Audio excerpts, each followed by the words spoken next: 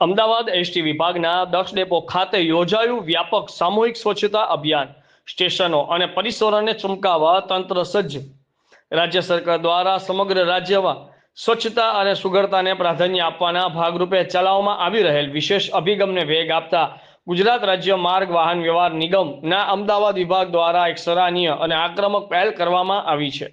અમદાવાદ વિભાગ હેઠળ આવતા ધંધુકા, બાવળા, ધોળકા, વિરમગામ, સાણંદ સહિત 10 ડેપો ખાતે એક સાથે સામૂહિક સ્વચ્છતા અભિયાન હાથ ધરીને બસ સ્ટેશનના પરિસરોને સ્વચ્છ અને સુઘડ બનાવવાનો ભગીરથ પ્રયાસ કરવામાં આવ્યો છે।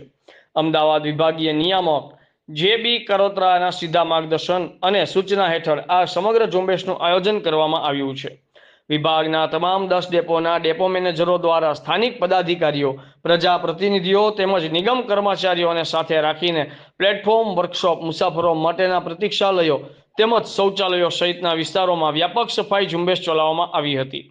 અભિયાન દરમિયાન માત્ર સાવરણા ફેરવીને વિધિ પતાવવાને બદલે બસ સ્ટેશનના ખૂણે ખૂણામાંથી કચરાનો નિકાલ કરવામાં આવ્યો હતો। વિભાગીય નિયામક જે.બી. કરોત્રાએ આ અંગે જણાવતા કહ્યું કે બસ સ્ટેશન એ જાહેર મિલકત હોવાની સાથે હજારો મુસાફરોના આવાગમનનું કેન્દ્ર છે। રાજ્ય સરકારના સ્વચ્છતાના સંકલ્પને સાકાર કરવા અમદાવાદ વિભાગ કટિબદ્ધ છે। આ મહાઅભિયાનમાં સ્થાનિક અગ્રણીઓ અને પદાધિકારીઓની વિશેષ ઉપસ્થિતિ એ કર્મચારીઓનો ઉત્સાહ બેવડાવ્યો હતો।